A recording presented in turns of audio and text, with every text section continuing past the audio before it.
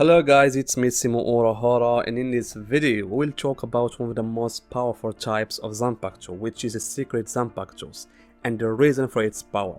In fact, I find that the topic of the secret Zanpakuto is one of the topics that caught my attention and makes me want to talk about it more and more because of its great depth in the story and distinction of each one of them with unique characteristics from the rest of the other Zanpakutos that we know. Even though we don't have many of them in the manga or the story in general, there is only one sword in the manga, which is the Hakyuken, as well as the Inrakyouchen sword in the novel, and I will add to them another sword, which is Ikamokodomo, the demonic sword. Although it's not considered a secret sword, but it shares many characteristics with this type. So in my opinion, there are 4 points that distinguish this type of sword. Firstly, they are ancient swords.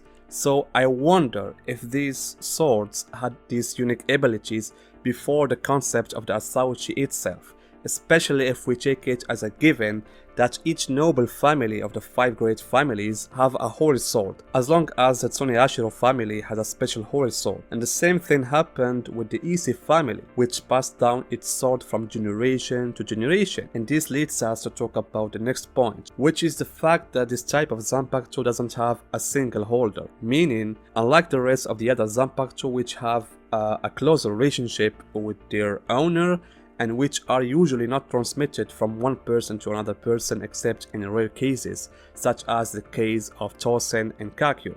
So these secret Zanpakutos can be used by several people, not one person. And not only that, but the distinction of these Zanpakuto also lies in the unique abilities they have, so that they are abilities that cannot be found in a normal Zanpakuto.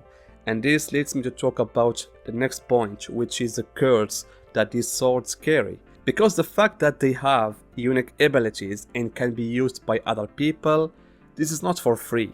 So we find that every sword has its own curse, so that the use of these swords either afflicts its holder with negative effects or afflicts the people who are with him. And so guys, let's start talk about the first one of these swords, which is the Hakyuken. What is interesting about Hakyuken is that the Zanpakuto doesn't belong to one of the 5 noble families, but rather to a special family of monks, all of whom are women who do not possess Zanpakuto. And I think it's not because they didn't want to, but because they cannot.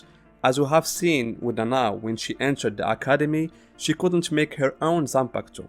Therefore, this family was known for performing religious rituals and possessed a single Zanpakuto that was in the hands of the head of the family and passed down from generation to generation. And as a PS guys, the name Ise is the name of a city located in Japan, and this city includes the great shrine of Ise, which is considered the holiest Shinto shrine in Japan. And this may explain why Kubo made the role of this family to be monasticism. And what is more special about this sword is that the fact that it doesn't have an edge, which makes it unsuitable for direct combat or any type of combat in which any sword is supposed to be used. And this is also a symbolic indication that this family doesn't engage in combat, but rather uses this sword only in religious rituals. However, this sword carries a certain power, which is reflecting the light of God.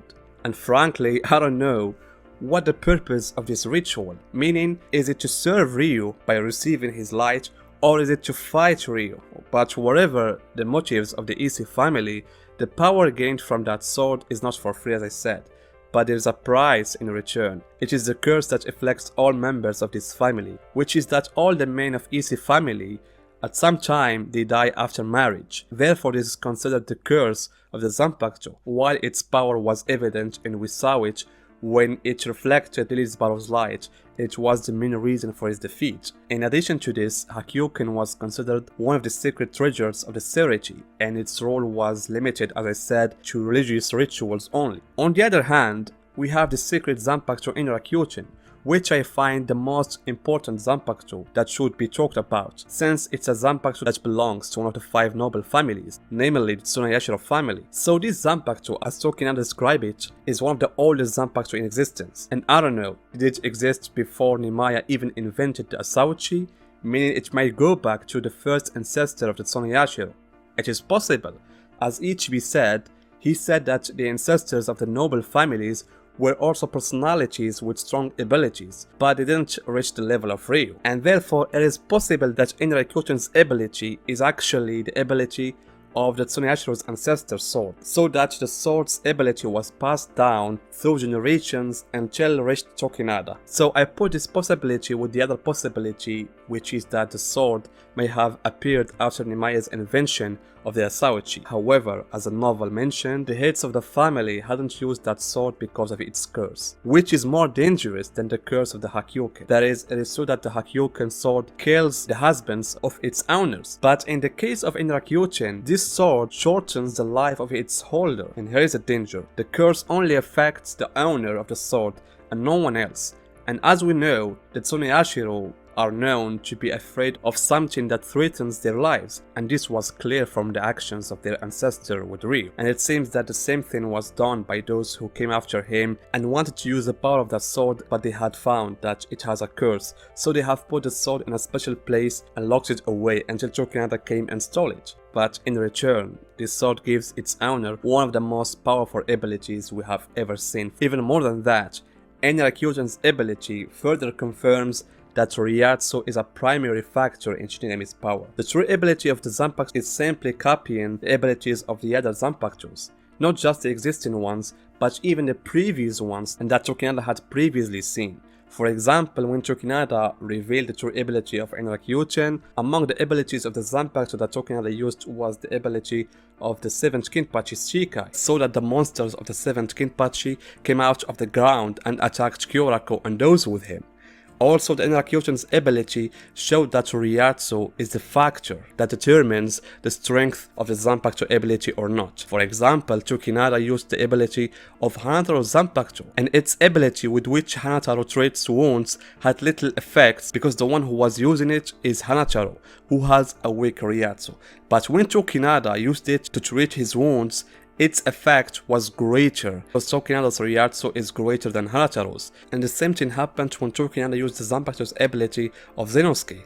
The effects of the Zanpakuto was much greater with Tokinada. And the same can be said when it comes to the ability of a person with a great Ryatsu. For example, Tokinada used the Kyuka Suigetsu of Aizen Sosuke, but it wasn't with the same effect of Aizen Sosuke, because Aizen Sosuke's Ryatsu is much higher than Tokinada's. The same goes for Yujin Jokka, especially since Tokinada was using several Zanpakuto's abilities in his attacks at the same time, which makes the power of these abilities not great. Therefore, imagine with me, what if this Zanpakuto was used by Aizen Sosuke, Zaraki or Ichigo? These three have great Ryatsu. There is no doubt that any ability would be another level of strength, and it remains to point out that Enryakuten wasn't able to copy Zangetsu's ability, it was only able to copy its shape. Finally, we pass to the Zanpakuto Ikemokudomoi. This Zanpakuto, as I said, cannot be considered a holy sword, demonic sword, but at the same time it applies to it some of the features that distinguish holy swords, such as the fact that it is an ancient sword. Nemaya placed Ikemokudomoi in the shape of Zanpakuto thousands of years ago. In addition, when the Zanpakuto is awakened, it uses the abilities of the whole within it. But the point where the Ikemokudomoi Zanpakuto might differ from the rest is that not everyone can use it, but only hybrid characters like Hikone, Ginjo or Ichigo. And this is what we can consider to be the aspect that it has in common with the holy swords, which is the price or the curse. Not everyone is able to carry Ikemokudomoi, but only those with hybrid and great strength. Therefore, it can be said that the reason that makes these swords powerful and distinct from the rest of the other Zanpakutos is that they can be used in exchange for paying a certain price. Every power requires a sacrifice, or a price that gives you extraordinary power. And I always give the example of the final Getsuga Tensho technique. This form of Ichigo was not without a price, and also for the holy swords. Carrying these swords and benefiting from them is not without a price. So guys, what do you think about this topic, about the holy swords? Tell me your opinions and see you guys in my next video.